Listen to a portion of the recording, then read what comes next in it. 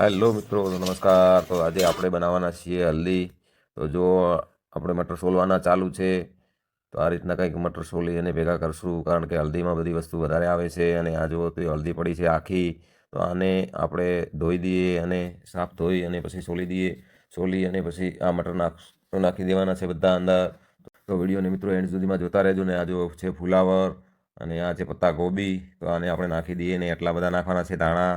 અને હવે આવી ગયું આપણે લસણ લીલું, તો આ પણ અંદર નાખવાનું છે. તો જો આ બધી સબ્જી આવી ગઈ, તો કેટલી ક્વોન્ટિટીમાં છે બધી સબ્જી, થોડી થોડી બધી નાખવાની છે. અને આપણે ફુલાવર કટિંગ કરી દઈએ, તો મમ્મી ફુલાવર કટિંગ કરે છે. અને આપણે પત્તાગોબી કટિંગ કરી દઈએ. તો જો પત્તાગોબી કટિંગ કરવાનું આપણે ચાલુ છે.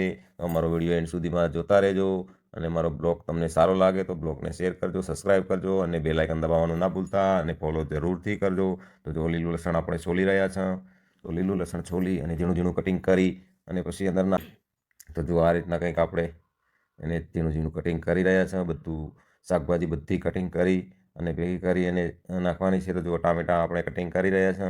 અને હવે બધું કટિંગ થઈ ગયું છે ટોટલી. તો જો કેટલી ક્વોન્ટિટીમાં છે બધું, થોડું થોડું તો આપણે હળદર સોલી દઈએ. તો આપણે હળદી સોલવાનું ચાલુ છે. તો આ રીતના આપણે હળદી સોલી રહ્યા છે. અને હળદર સોલી અને પછી એને ઝીણી ઝીણી કટિંગ કરવાની છે. તો જો હળદર કમ્પ્લીટ છોલાઈ ગઈ છે. તો હવે આપણે એને છોલી દઈએ. છોલે એટલે બારીકથી ઝીણી ઝીણી બધી થઈ જાય. અને પછી આના અંદર આપણે વ્યવસ્થિત ઘી નાખી અને આને શેકી દેવાની છે. આપણે આની અંદર નાખી રહ્યા છે ઘી. ઘી નાખી અને પછી નાખી દઈએ આપણે હલ્દી આના અંદર. તો હલ્દી નાખી અને એને બરોબર શેકી દેવાની છે આપણે. તો આને બરોબર હલાવતા રહેવાનું છે અને આ રીતના કમ્પ્લીટલી શેકી દેવાની છે. કમ્પ્લીટ હળદી શેકી અને પછી આપણે આના અંદર નાખવાનું છે બીજું જે કે આપણે નાખવાના છે આના અંદર વટાણા. તો હવે આપણે કમ્પ્લીટ હળદી શેકાઈ ગઈ છે એકદમ. તો આ રીતે ફૂલ શેકી અને પછી જ બનાવી તો બહુ ટેસ્ટ આવે અને જબરદસ્ત રીતે સારી. તો હવે આપણે આની અંદર નાખી દઈએ વટાણા.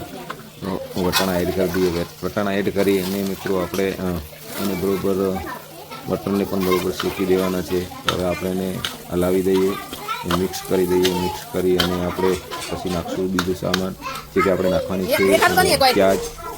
તે સૂકી પ્યાજ છે, તો તે આપણે ઝીણી ઝીણી બારીકથી કટિંગ કરી દીધી છે. અને હવે એના અંદર પૂરી એડ કરી દેવાનું છે. એડ કરી અને આને બરાબર મિક્સ કરી દેવાનું છે. મિક્સ કરી અને બીજું મટીરિયલ મિત્રો નાખવાનું છે જે છે આપણે થોડું ઘી કમ પડે છે થોડું નાખી દઈએ. અને હવે આની અંદર નાખશું આપણે લસણ. તો લસણ અંદર નાખી અને ફરીથી આને બરાબર મિક્સ કરી દઈએ. તો મિત્રો જે તે છે સામાન જે શાકભાજી અંદર નાખવાની છે તો નાખી અને એને મિક્સ કરતો રહેવું, નહીં તો નીચે દાજી જાય. અને હવે આપણે લીલા મરચાં બારીકથી કટિંગ કરેલા છે તો એ એના અંદર એડ કરી દઈએ. લીલા મરચાં એડ કરી અને આપણે હવે એને બરાબર મિક્સ કરી દીધા. અને હવે આપણે એના અંદર નાખી દીધું છે પત્તાગોબી. પત્તાગોબી વધારે ક્વોન્ટિટીમાં મિત્રો લેવું અને આ રીતના એને મિક્સ કરી દેવું એકદમ બારીકીથી મિક્સ કરી. અને હવે આપણે આના અંદર નાખી દઈએ ફુલાવર. ફુલાવર પણ નાખવું જરૂરી છે. તો ફુલાવર નાખી અને આપણે એને કરી દઈએ બરાબર ફરીથી મિક્સ. તો મિત્રો જે રીતના આપણે શાકભાજી નાખતા જાય એ રીતના મિક્સ કરવાનું ચાલુ જ રાખવું. અને હવે આપણે લીલી ડુંગળી એના અંદર નાખી દઈએ. લીલી ડુંગળી નાખી દઈએ અને બીજું આપણે નાખી દઈએ આના અંદર ટોમેટા. તો ટોમેટા પણ વધારે ક્વોન્ટિટીમાં લેવા. અને ફરીથી આપણે એને કરી દઈએ બરાબરથી મિક્સ. અને હવે આપણે મસાલા એના અંદર નાખી દઈએ. મરચાં નાખી દઈએ, પછી ધાણા પાવડર નાખી દઈએ, પછી જીરું નાખી દઈએ. અને આ રીતની બધો જે સામાન આપણે જે મસાલો છે એનું મીઠું વગેરે તો બધું આના અંદર નાખી દઈએ. નાખી અને બરાબરથી વ્યવસ્થિત નાખી અને આપણે મિક્સ કરવાનું છે. તો જો આપણો બધો આના અંદર મસાલો નખાઈ ગયો છે.